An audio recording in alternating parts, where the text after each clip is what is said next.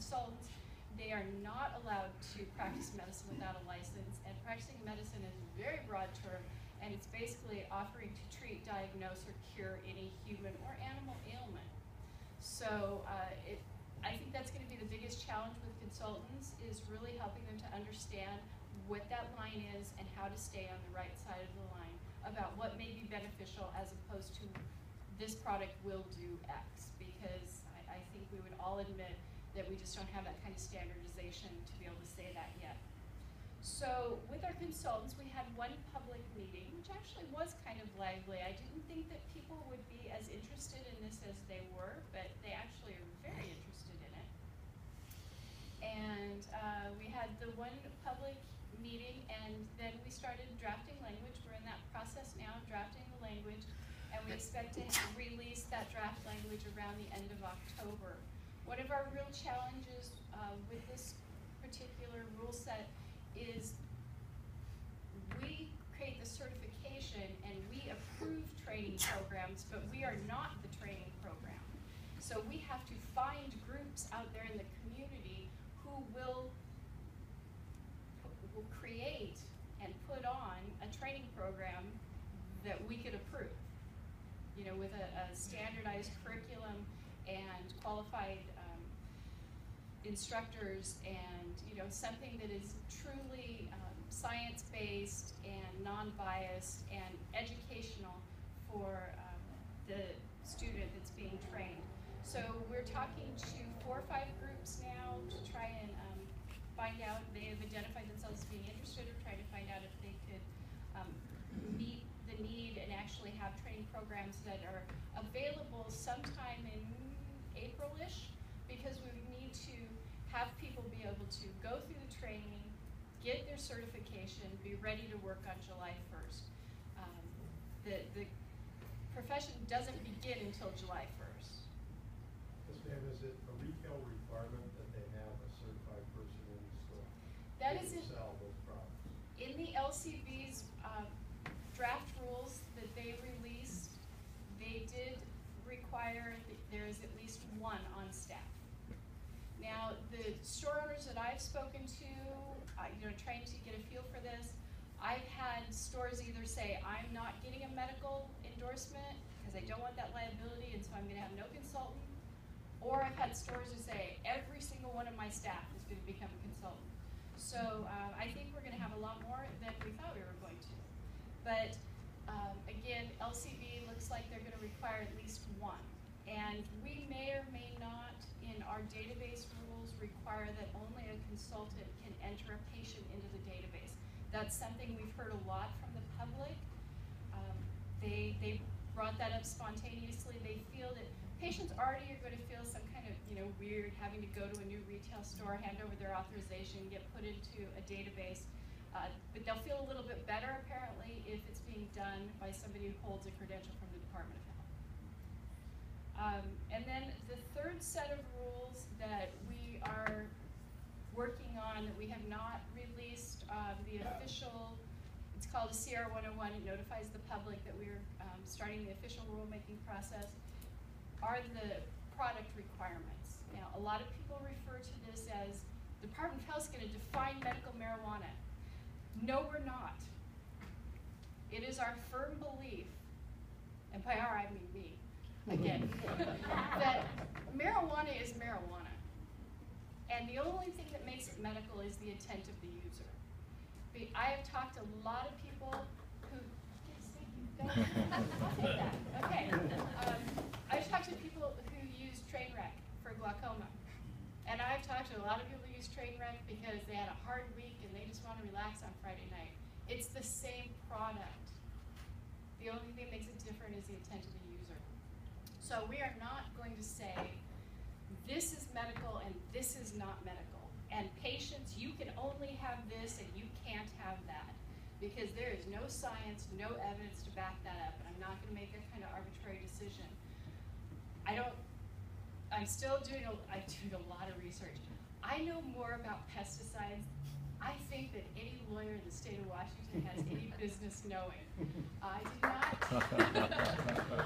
did not ever intend to know about pesticides, but I had to learn that because, as you all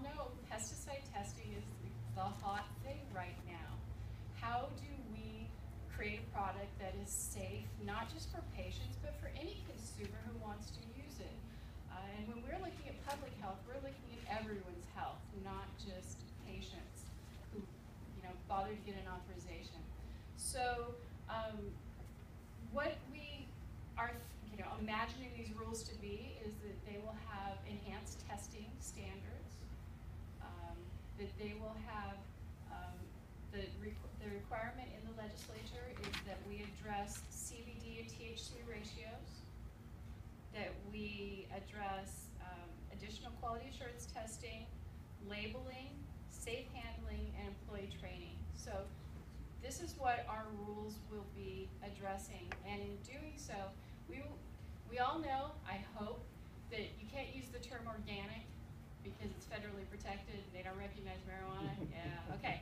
But what we're hoping to do is create a system of testing and standards for products that can have the Department of Health stamp approval on them so that any patient or consumer of any kind can go into a retail store and know that these products have enhanced standards. Now, part of the problem is that we have to have these on the shelf on July 1st of 2016. And this isn't a widget that you can just go make tomorrow. This is a product that has to be grown in a certain manner, processed in a certain manner, packaged in a certain manner, and still be on the shelf in July 1st. So it puts us in a little bit of a time crunch. But at the same time, there was a lot to learn, and it wasn't going to help anybody just rush into it. So it's been a lot of research, a lot of working with the Department of Agriculture.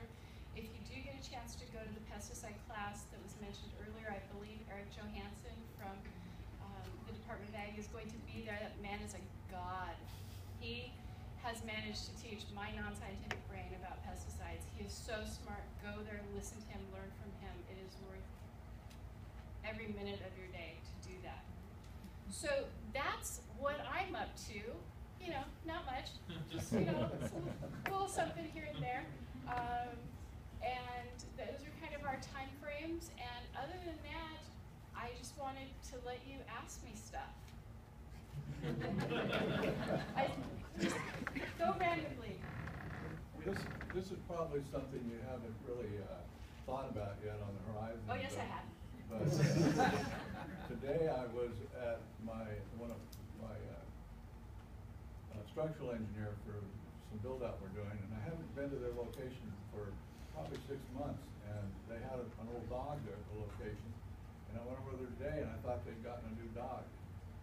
And they said, no, it's the same dog. You saved the dog's life. And I said, I did? And he says, when you left, you told us we should get some CBD oil and put it in his dog food, and we did. So were you thinking about getting a medical card for animals? I told you hadn't thought of it. No, I have. Oh, okay. I totally have. I'm going to try and be brief because I want to get as many questions in as possible, but it's hard. The legislature has said who can authorize marijuana. And it was that list that I said earlier. Veterinarians were not on that list. In order for it to be authorized for pets or animals, veterinarians would have to be added to the list of authorizers. Last year, there was a particular advocate down in Olympia who was saying he was going to bring that bill. He didn't. So that's a bill that someone's going to have to bring. I will warn you, though, that there are a lot of products for sale on the internet that are for animals that claim to be high CBD. The FDA recently bought a bunch of them, tested them, and found that they had nothing in them. And that's on the FDA's website.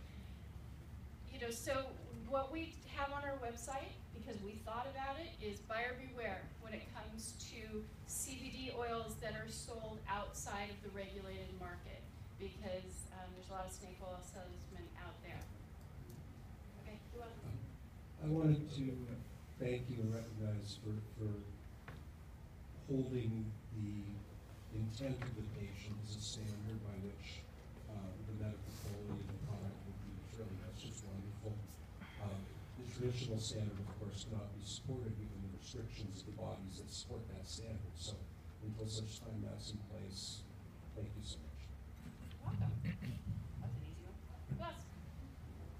I was curious about, and scared to bring it up even, is that doesn't seem like there's any requirements for a producer or a processor like a retailer has on its hands. Requirements for what? For- In the product rules? Yeah, for the product. Sure there are, because there's going to be pesticide testing. And that's, and for these products that I'm talking about, there will be higher pesticide standards testing. in current? But there's no testing right now. There's standards for you can use these and you can't use these, and it's an honor system. And I'm a lawyer, so I don't believe that actually happens. And so we're going to actually start requiring testing. I think somebody else has the mic. Just, I thought I read that it'll be required to be on, pesticides will be required to be on the label. That is an LCD rule, that they are changing their rule to require pesticides that were used or possibly used will be on the label. But again, their rules do not require testing. So it's still an honor system. Well then, what is going to be the difference between recreational and medical? But they're both being tested, they're both using the same marijuana, since you're not restricting the difference. Is it going to be the price? Is the medical going to be taxed? I'm just a little bit confused. Well, it's marijuana. It's just marijuana. And the only difference is the intent of the user, and if the person has an authorization and they've been entered into the database, then they don't pay sales tax. And they can buy more. No sales tax. That's No it. sales tax. Thank you. And they can buy more.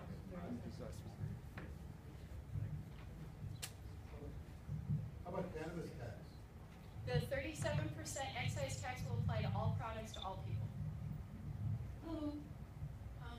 So currently, for infused products, the amount of THC is 10 megs per serving. Are you guys looking at that? Yes, we are. People are trying to stop me. Well, yes, we are. We understand that some patients have built up higher tolerances and need higher amounts. Now, I've been to dispensaries where I have seen 1,000-milligram brownies. Is that going to happen after July 1st? No. But will there be some products with more than 10 milligrams per serving or application allowed? Pretty sure.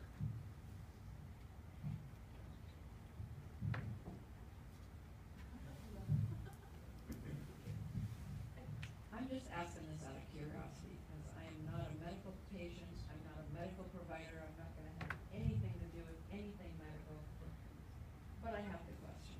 Sure. Do you have a database created for any other drug? Yes, we do. Which ones, for example? I'm just curious. Sure. It's called the Prescription Monitoring Program, and every prescription for a controlled substance that's filled in the state of Washington goes into that database. Every single controlled Okay, substance. what is considered a controlled substance? Just the fill and sale. The good stuff. Vicodin, which is hydrocodone, oxycodone, Percocet, OxyContin. In our world, that's the bad stuff. Well, I just wanted to know.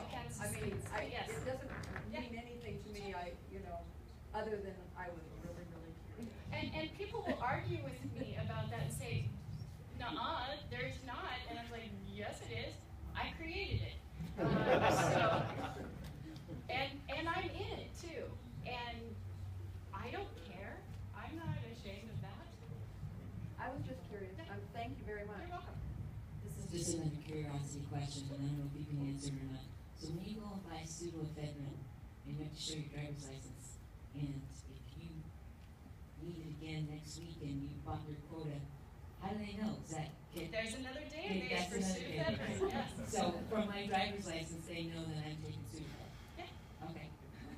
That's what your driver's license alone, that's a database. Yeah. It's a database of people with driver's license. Yeah, hi. You said that cannabis is cannabis, or I call it marijuana. marijuana, No, whatever no whatever insulting term you want to use. But you were talking about there being an enhanced seal that met a higher standard for pesticides, and so what's the timeline for establishing those rules for the growers to, by July 1st? I mean, as you said,